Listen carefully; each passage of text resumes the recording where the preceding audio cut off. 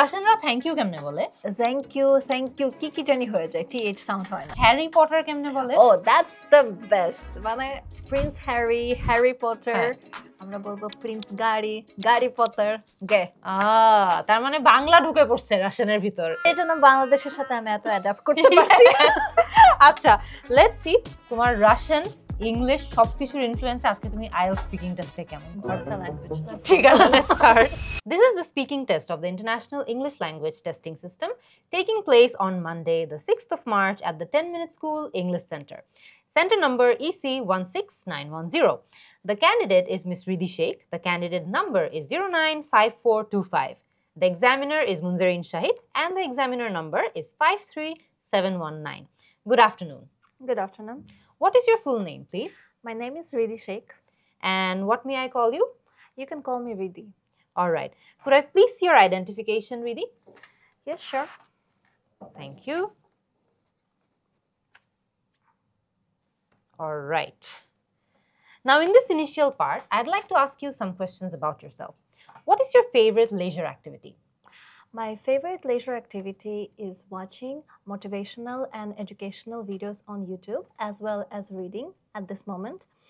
I think that these activities actually help to enrich my vision on life, give bigger perspectives. And yes, this is what I do at the moment whenever I have some free time. Okay. What do you enjoy doing in your free time as a child? When I was a kid, I loved watching TV, especially cartoons and educational programs.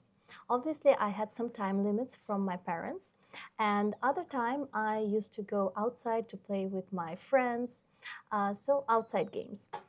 Otherwise, sometimes I also went to a library to read books, so I would say my leisure activities when I was a kid and my leisure activities right now are pretty similar. Do you prefer to spend your free time with other people or alone? To be honest, I love to spend my time alone because that actually helps me to focus on my own goals, on self-development. But sometimes I also try to balance and spend time with my close friends or family to spend some quality time. All right. What is a common leisure activity in your country? In my opinion, the most common thing that people do in Bangladesh is probably having tea at the roadside, like tea stalls at the roadside. Other than that, people also love cricket in our country. It's like a national sport. But it also may vary from the lifestyle or personal interest of the people in our country. Sometimes they also love to go to shopping malls or to go to the parks, and the list can go on. All right. Do you think leisure time is important? I truly believe that leisure time is very important because you need time to unwind from your daily activities and you need time to relax. Otherwise, it can impact your productivity. Alright, এরই মধ্যে আমাদের কিন্তু part 1টা শেষ হয়ে গিয়েছে। আমরা জানি part 1-এ আমাদেরকে সাধারণত ডেইলি লাইফ থেকে কোয়েশ্চেন্স করা হয়, যে এই টাইপের সিচুয়েশনসগুলো আমরা দৈনন্দিন জীবনে অনেক ফেস করি, এইরকম টপিক্সের উপর কোয়েশ্চেন করা হয়। সো ঠিক একইভাবে আমরা দেখেছি যে এখানে আমরা লেজার অ্যাক্টিভিটিস নিয়ে কথা বলেছি। আপনারা কোয়েশ্চেন্সগুলো দেখেছেন, লেজার অ্যাক্টিভিটি কিন্তু খুবই কমন একটা আইএলটিএস স্পিকিং টপিক, বাট এগুলোকে একটু ডিফারেন্টলি করা হয়েছে যাতে করে আমরা দেখতে পারি যে যেই ক্যান্ডিডেট আছেন তিনি কি তিনি যখন ছোট ছিলেন তখনকার লেজার অ্যাক্টিভিটিসের সাথে এখনকার লেজার অ্যাক্টিভিটিসগুলোকে তুলনা করতে পারছেন না কিনা, এক্সাম্পলস দিতে পারছেন না কিনা। সো আমরা বেশ ভালো কিছু প্র্যাকটিসেস দেখেছি তার অ্যান্সার্সে। সো আমরা দেখেছি যে রিদি তার অ্যান্সার্সগুলোতে অনেক লিঙ্কিং ওয়ার্ডস ইউজ করছিলেন। সো আমরা দেখেছি যে উনি ইন মাই ওপিনিয়ন বলেছেন, তারপরে টু বি অনেস্ট বলেছেন। যখনই ওনাকে কোনো প্রশ্ন করা হচ্ছিল উনি কিন্তু একদম ফার্স্টে একটা লিঙ্কিং ওয়ার্ড দিয়ে আনসারটাকে তারপরে আমাদের কাছে এলাবোরেট করছিলেন। So that's a very good practice. আপনারাও যখন প্রশ্ন ফেস করবেন, বিভিন্ন কোয়েশ্চেন ফেস করবেন, try to use relevant linking ওয়ার্ডস। আবার যে লিঙ্কিং ওয়ার্ডগুলো রেলেভেন্ট না সেগুলো কিন্তু ইউজ করলে আমাদের আবার প্রবলেম হয়ে যেতে পারে। তো যেখানে যেটা রেলেভেন্ট সেটা ইউজ করার চেষ্টা করব। বেশ কিছু জায়গায় আমরা দেখেছি, আমরা কিন্তু জানি যে রিদির ফার্স্ট ল্যাঙ্গুয়েজ রাশিয়ান। আমরা বেশ কয়েকটা জায়গায় তার যে প্রনাউন্সিয়েশনগুলো ছিল সেখানে কিন্তু ওই ইস্টার্ন ইউরোপিয়ান একটা ইনফ্লুয়েন্সও দেখেছি। যেমন কিছু কিছু জায়গায় তার প্রনাউন্সিয়েশনগুলো প্রোগ্রাম, টিভি, সো এই জায়গাগুলোতে কিন্তু যেই স্ট্রেসগুলো ওনার যেই জায়গায় পড়ার কথা সেই জায়গায় ঠিক স্ট্রেসগুলো পড়ছিল না। যেমন আমরা যখন টিভি বলি তখন স্ট্রেসটা কিন্তু টিতে পড়ে, ভিতে না। বাট উনি যখন বলছিলেন তখন স্ট্রেসটা কিন্তু ভিতে পড়ে যাচ্ছিল, টিভি। সো এই জায়গাগুলো নিয়ে আমাদের একটু অ্যাওয়্যার থাকতে হবে, আমাদের যাতে প্রোনাউন্সিয়েশনটা অ্যাকিউরেট থাকে, আমাদের যাতে প্রোনাউন্সিয়েশনটা ইংলিশে যেরকম হওয়ার কথা, স্ট্রেস ইন্টোনেশন যেখানে পড়ার কথা সেখানে যাতে আমরা দিয়ে থাকি। আচ্ছা, তার অ্যান্সারের একটা খুব ভালো দিক ছিল, অ্যাগেন যখন তাকে তার লেজার টাইম, ছোটবেলার লেজার টাইম নিয়ে জিজ্ঞেস করা হয়েছিল, তিনি কিন্তু বলেছিলেন যে ছোটবেলায় আমার লেজার টাইম এভাবে কাটতো, আমার লেজার টাইম এখন এভাবে কাটে, এবং বলতে গেলে দুটোর মধ্যে খুব বেশি পার্থক্য নাই। এখনও আমি লেজার টাইম যেভাবে কাটাতে পছন্দ করতাম, আগেও আমি ঠিক সেভাবেই কাটাতে পছন্দ করতাম। So that's very good. আপনারাও যখন দেখবেন যে এই রকম প্রশ্ন আপনারা ফেস করছেন, চেষ্টা করবেন যে এই কম্প্যারিজনগুলো দিতে, রিয়েল লাইফ থেকে এক্সাম্পল নিয়ে দিলে of course that becomes much easier. এক দুটা জায়গায় আমরা কিছু প্রোনাউন্সিয়েশন এরর নোটিস করেছি, বাট অ্যাগেন এটা কিন্তু এখন আমাদের যা মনে হচ্ছে যে এটা হয়তো বা কথার ছলেই হয়ে গিয়েছিল। যেমন একটা জায়গায় তিনি বলেছিলেন যে এই টাইপের অ্যাক্টিভিটিগুলো ওনাকে আনউইন্ড করতে হেল্প করে, বাট উই নো যে এখানে কিন্তু কারেক্ট প্রোনাউন্সিয়েশন হওয়ার কথা ছিল আনওয়াইন্ড। বাট অ্যাগেন এখানে কথার ফ্লোতে, এক্সামিনারও কিন্তু জানে যে কথার ফ্লোতে মাঝে মধ্যে আমরা যখন একদম ফুল ফ্লোতে কথা বলতে থাকি, আমাদের এক দুটা প্রোনাউন্সিয়েশন এদিক ওদিক হতে থাকে। বাট অ্যাগেন ওভারঅল অ্যান্সারটা কতটুকু কোহেরেন্ট ছিল, ওভারঅল অ্যান্সারের প্রোনাউন্সিয়েশন কিরকম ছিল, সেটা কিন্তু আমাদের মার্কটাকে এফেক্ট করবে। আমি আমার আইএলটিএস কোর্সের স্পিকিং সেগমেন্টের 1 থেকে 4 নম্বর ভিডিওতে ঠিক এই বিষয়গুলো নিয়েই আলোচনা করেছি, যে কিভাবে আপনারাও আপনাদের স্পিকিং টেস্টে এক্সামিনারদের গ্রিট করতে পারেন, কমন টপিকগুলো কিভাবে ফেস করতে পারেন, কিভাবে উত্তর করতে পারেন, সবগুলোই কিন্তু রয়েছে সেখানে। আপনারা চাইলে কোর্সটি দেখে আসতে পারেন। তো আমাদের এই মধ্যে কিন্তু পার্ট 1টা শেষ হয়ে গিয়েছে। লেটস সি রিদি তার পার্ট 2তে কেমন করে। Moving on to the second part, I will give you a topic and I'd like you to talk about it for 1 to 2 minutes. You have 1 minute to prepare what you're going to say, and you're welcome to make some notes too if you wish. Do you understand? Yes. All right. Here is your paper, and here's your pencil. Thank you. I want you to describe a challenging project you were involved in. Please cover these questions. What was the project, and when did it happen? What were the creative and logistical challenges? How has overcoming these challenges helped you grow professionally? You have 2 minutes for this response, and I will tell you when the time is up.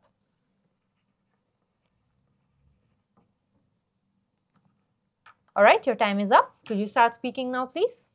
Yes, sure. So the most challenging project I recently had was a dance act with my team for an award. It happened last year, and the challenge was that we had only 3 days for the preparation.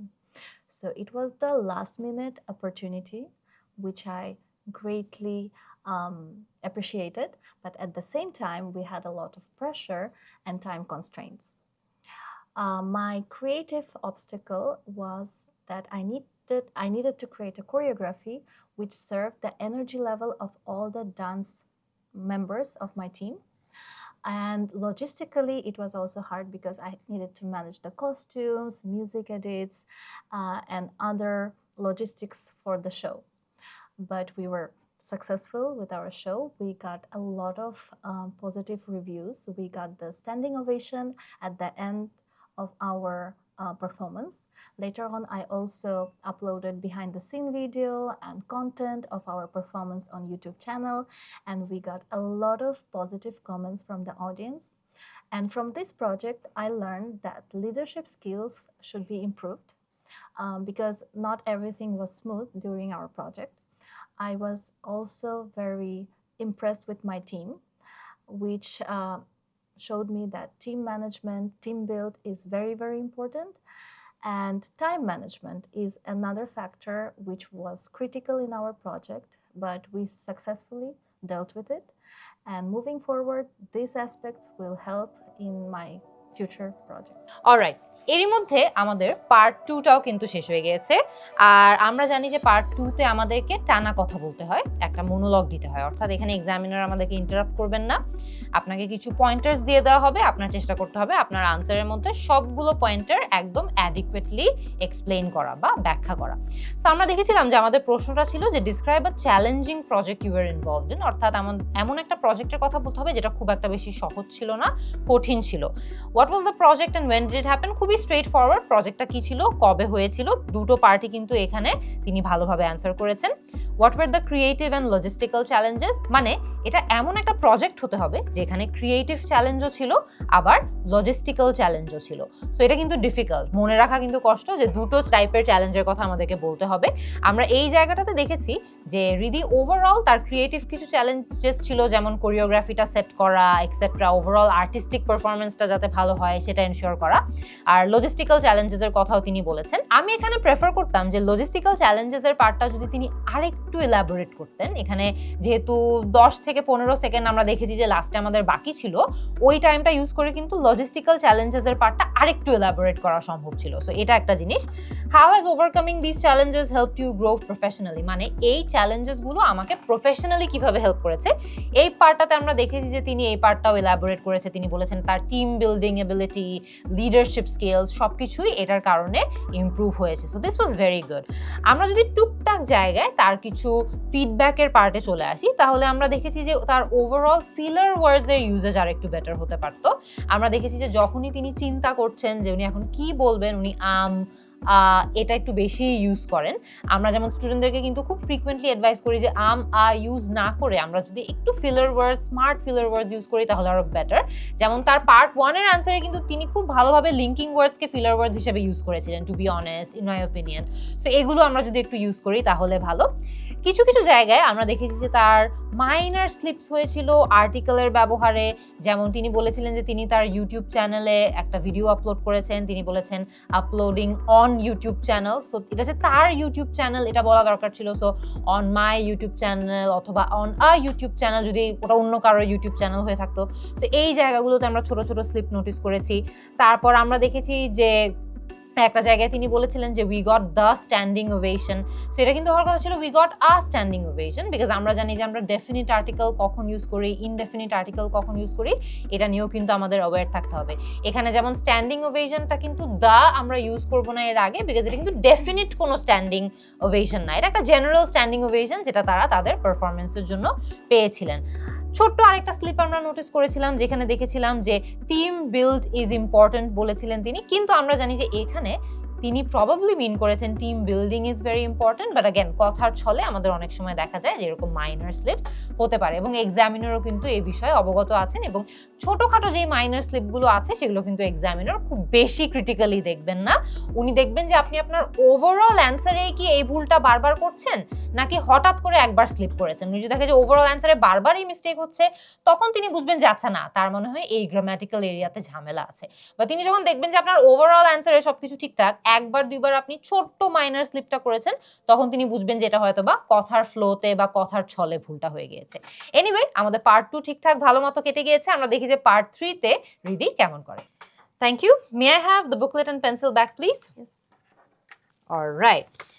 So you've just described an important project. Now let's explore more about your broader experiences and insights you've gained throughout your career. What are some of the most significant lessons you've learned in your career? To be honest, the most significant lesson that I learned in my career is that I need to be ready for the changes. That means I need to be flexible and adapt to new things that's happening in my daily work life. Because in creative field, not everything goes according to the plan. There are a lot of changes, a lot of shifts. So I need to be ready for that. That's why I sometimes need to change my priorities, sometimes need to change my goals, and be ready to be happy with the changes. All right. How do you adapt to changes and challenges in your field? In my field, I try my best to adapt according to the goal that I'm setting at the time. And sometimes it's hard for me, but I try to be positive about the outcome that I'm getting from the project.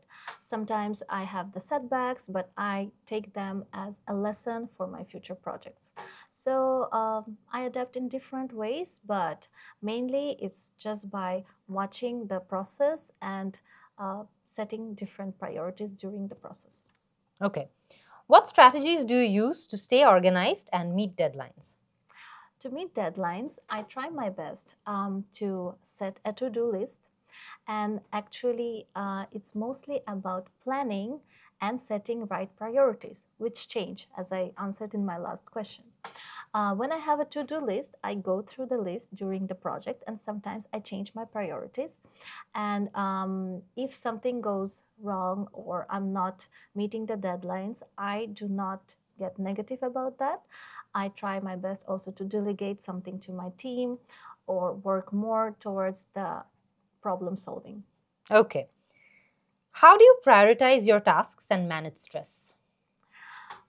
I prioritize my task and manage stress by having a good team who I can delegate my work sometimes, by being patient towards the goals which are constantly changing in creative field.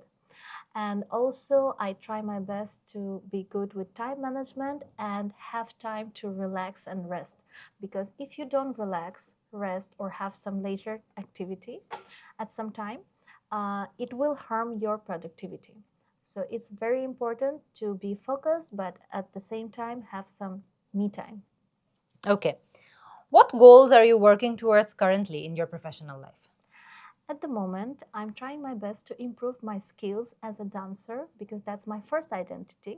Also, as a choreographer, I'm trying to learn more from the specialists in our art field.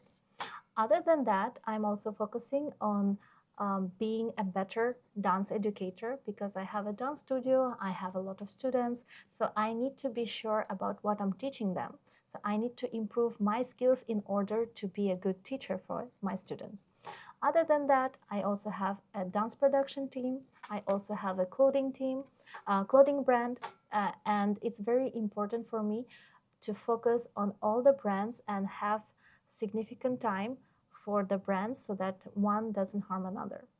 And in general, as a long-term goal, I am planning to establish my personal brand, because this is the first thing that affects all the other brands that are under me.